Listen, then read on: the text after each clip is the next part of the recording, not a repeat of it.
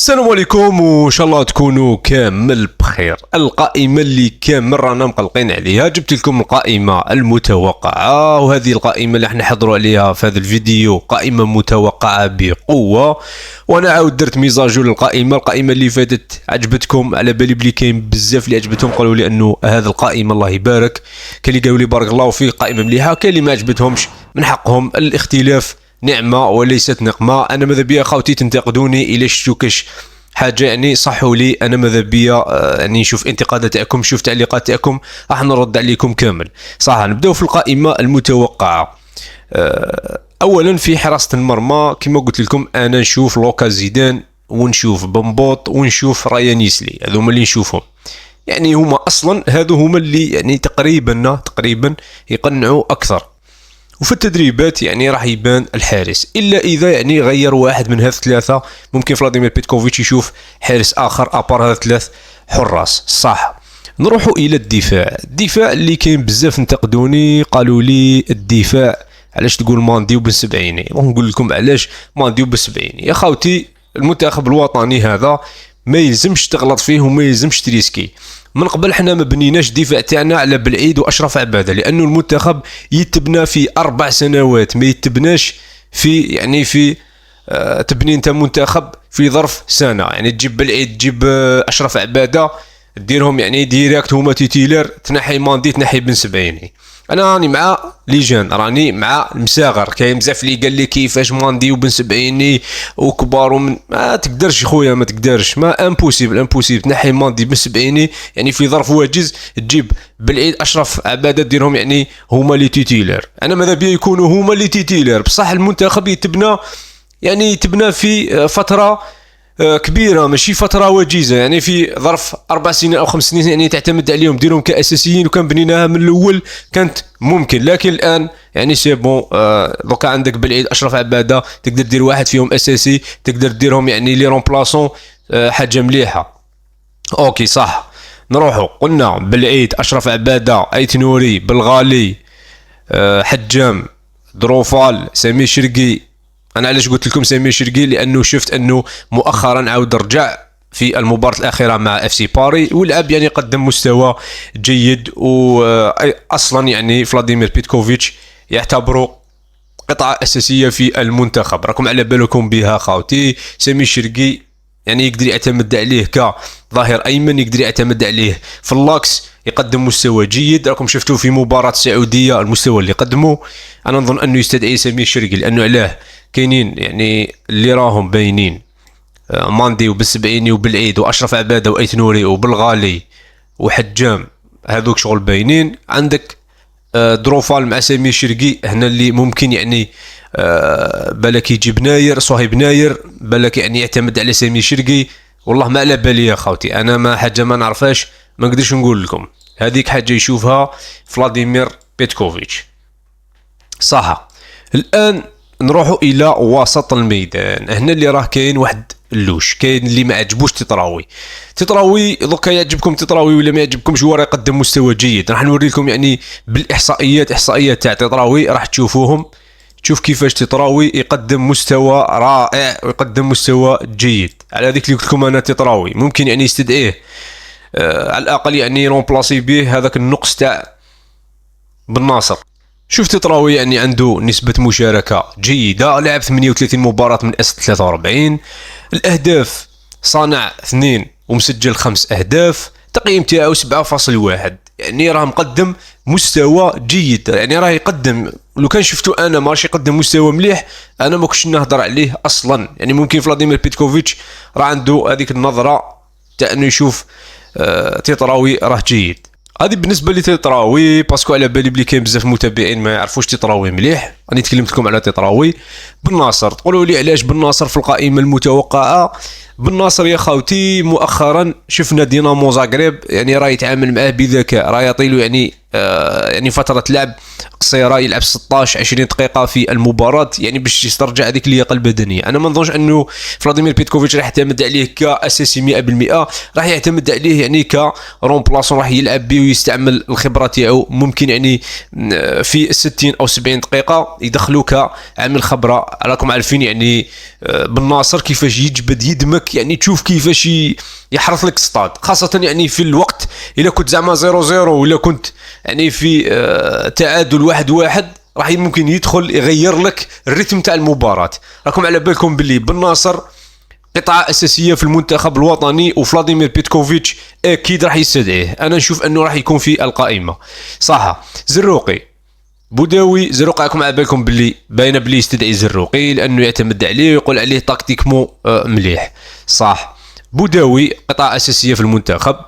عادل عوشيش اللي راه يقدم مستوى جيد وراح نوريكم احصائيات تاعو، راه يلعب في مستوى جيد ورائع وراه عنده فورمه جيده في المنتخب. انا نشوف انه يستاهل يكون في هذه القائمه. راح نوريكم احصائيات يا خوتي، راح تشوفوا انه لاعب ممتاز ولاعب جيد. انا ماذا بيا لو كان يكون في القائمه.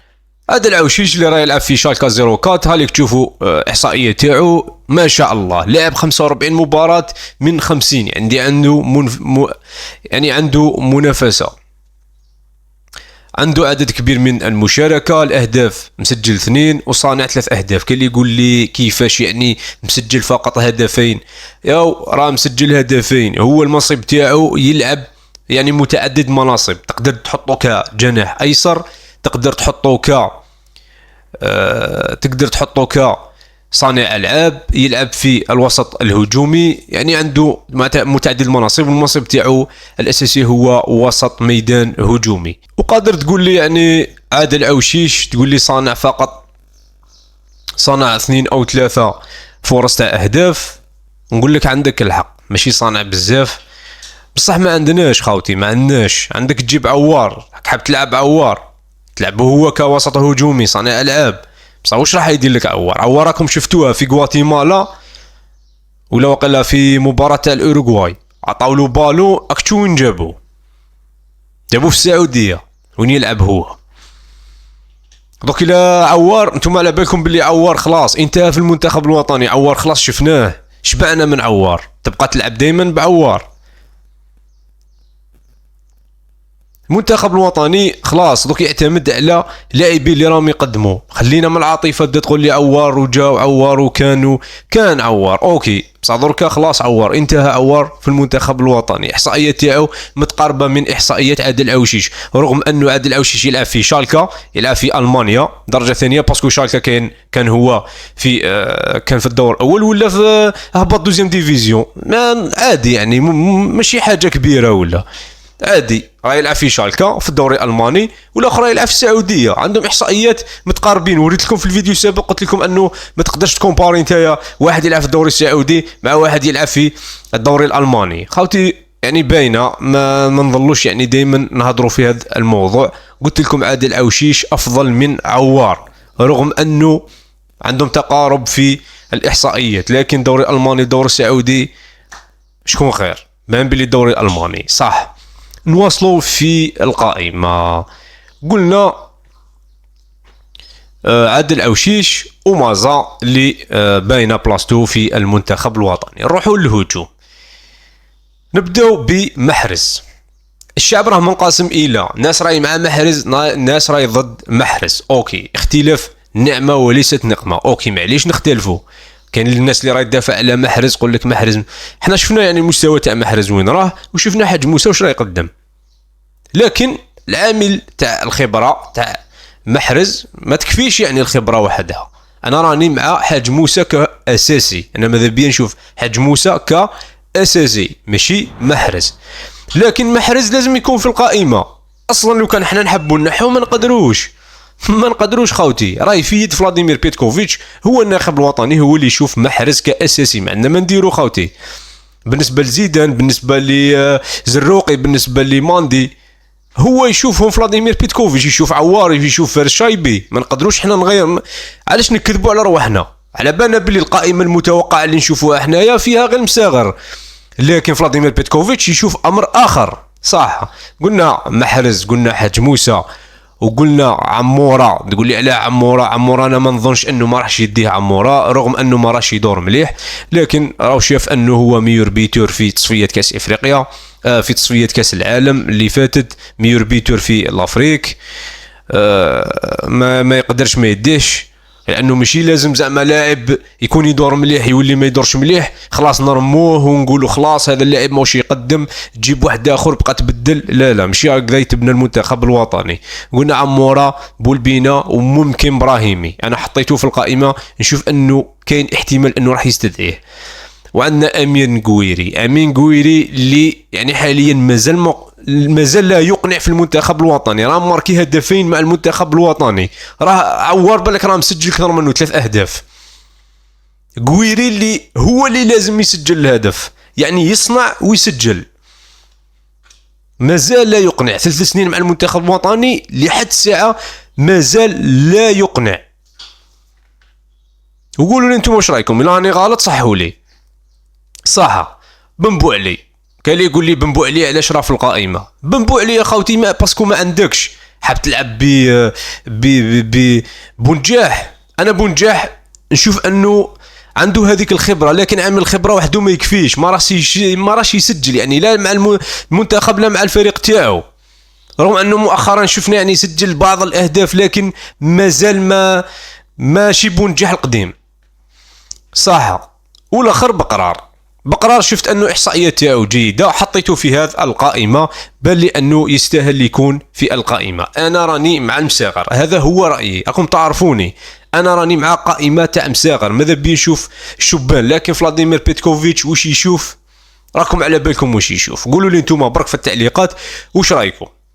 انا معليش تختلفوا معايا، نتقبل الانتقاد، نتقبل يعني افكار تاعكم. الا راكم تشوفوا قائمه واحده اخرى قولوها لي في التعليقات بشكل عادي، نتقبل الانتقاد تاعكم. هذه كرة قدم، يعني الاختلاف نعمه. الا حبيتوا تنتقدوني يا خوتي مرحبا بكم، قولوا لي في التعليقات واش رايكم. هذه القائمه اسكو تشوفوها يعني مليحه؟ واش رايكم؟ اسكو نروحوا بها بعيد؟ لانه هذه القائمه المحتمله والمتوقعه بقوه. المهم الا راكم تشوفوا فينا لهذه النقطه ما تنسوش تشتركوا في القناه وديروا لايك لهذا الفيديو باش يطلع الى اكبر عدد من متابعي المنتخب الوطني. يا خوتي رانا قريب نلحقوا 5000 اخ واخت في القناه، ورانا راه حابين نوصلوا حتى ل 10000 اخ واخت. لذا ما تنسوش تشتركوا في القناه باش يوصلكم كل جديد على المنتخب الوطني. هذه هي وهذا هو خوتي. ان شاء الله يكون عجبكم الفيديو، ان شاء الله تكون القائمه عجبتكم. وقولوا انتم واش رايكم في التعليقات. اسكو هذه القائمه شابه؟ اسكو قائمه مليحه؟ الا عندكم اضافات في القائمه ضيفوها، ونقول لكم بقوا على خير والسلام.